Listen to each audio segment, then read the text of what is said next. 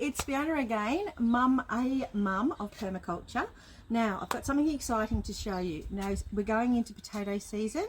If you go into the shops, you'll find potatoes in packets, or you can use, I sometimes use the ones that come from the supermarket that have the eyes on. And with those ones, I will chop off the bit that's popping out because I want to use the rest of the potato, especially if it's a big one. But these ones here, I'm going to actually put these in here today. But what I want to show you is how you can make a very simple potato bag.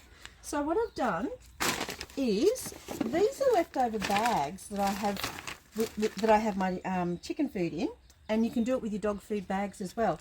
So a plasticky, you can see that it's breathable there because you can see the cross patterning on it, so you know that there's space between there for the air to breathe. Plus it had the stock feed in it anyway, so you wouldn't want that going mouldy.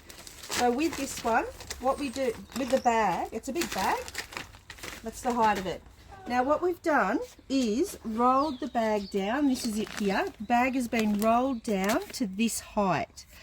So underneath here are all the layers that have been rolled down. And the reason I do that is because potatoes grow up, and as they grow up, they sprout out on the sides and send out more potatoes.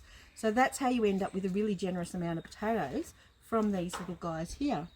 Once you've set your bag up, it's really important that you stabilize it and make it heavy initially. So what I do is get stones like this and I place them in the bottom. It's very, very good for the root system as well, so that they don't get waterlogged.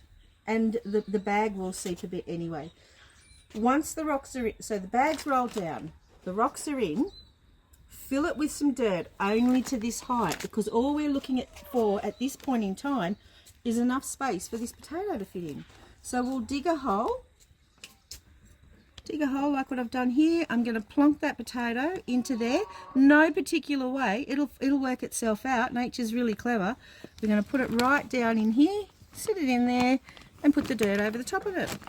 That is pretty much the potato planted. So I'm going to do another one here.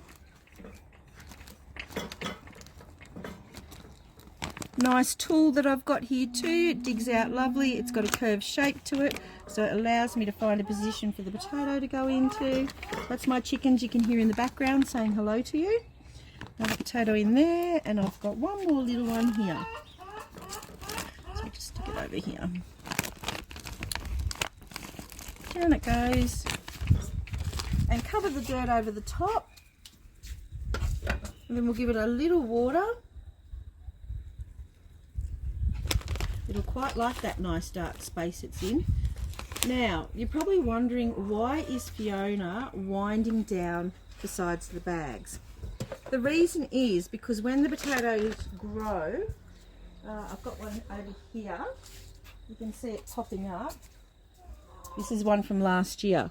So at the back there, the one with the leaves, as it grows up out of the ground, you see the green leaves on it, you'll actually put more dirt on it. So when you put more dirt on it, you need more space, so it'll come up. So then what you'll do is unwind it, fill it up with more dirt, it'll poke its little head up again, and then once it gets up to here, you'll unwind the next layer, put some more dirt onto it, and keep doing that until you get to the full height.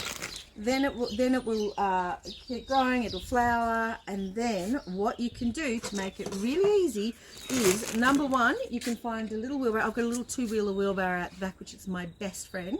I would literally empty this into that if I feel I can get a second use out of the bag.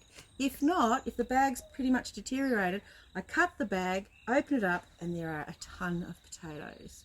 It's a great way to get your potatoes happening. Okay, hope you enjoyed that video, and we'll see you next time. Bye guys.